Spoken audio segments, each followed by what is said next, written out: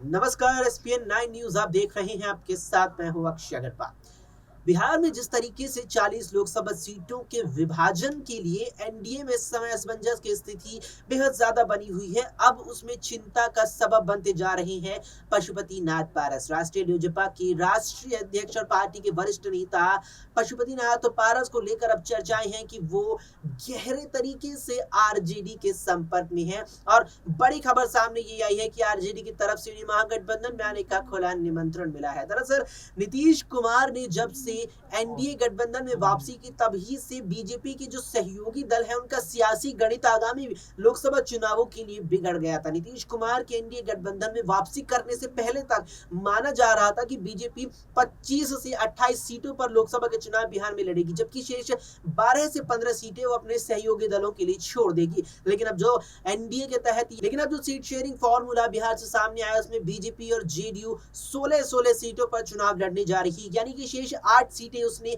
सहयोगी दलों के लिए छोड़ी। अब इन 8 सीटों की बात करें तो उसमें रामविलास लोजपा यानी चिराग पासवान की रामविलास लोजपा के खाते में 5 सीटें गई हैं, जबकि जो शेष 3 सीटें बची है उसमें हिंदुस्तान आवाम मोर्चा, इसके अलावा आरएलएम और साथ में राष्ट्रीय लोजपा, यानी तीनों दलों को एक एक सीट दी गई है। जबकि वर्तमान में देखा जाए तो राष्ट्रीय लोजपा के संसद में 5 सांसद हैं, जबकि चिराग पासवान अपनी पार्टी के इकलौते सांसद है, उन्हें बीजेपी ने 5 सीटें दी है, जबकि पशुपति नाथ पारस को महज 1 सीट दी है।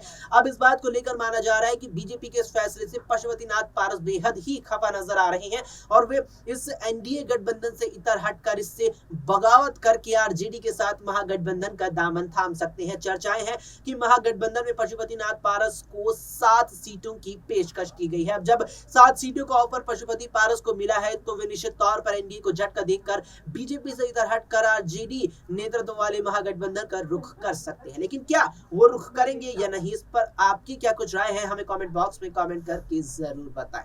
फिलहाल के लिए इस पेशकश में इतना ही। देश और दुनिया की तमाम खबरों के लिए आप देखते रहें एसपीएन 9 न्यूज।